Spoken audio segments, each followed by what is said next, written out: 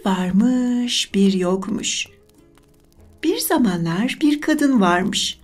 Bu kadının da Mati adında bir oğlu. Ne var ki Mati yararlı bir insan olmayı hiç istemiyormuş. Annesi ne yaparsa yapsın bir türlü para kazanmasını sağlayamıyor, onu gündeliğe gönderemiyormuş. Oysa artık delikanlı sayılırmış Mati. Çalışacak yaşa gelmiş. Buna rağmen daha çok bir köşede oturuyor, annesi üzerine gelirse de başkasının hesabına çalışmam diyor, başka da bir şey demiyormuş.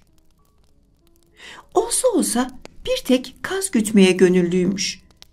16 yavru, 2 anne ve bir baba kazla birlikte 19 tane kazları varmış. Kazların yetişip irileştiği zaman tam da Töbrük'te pazar kurulduğu zamanmış. Bir gün delikanlı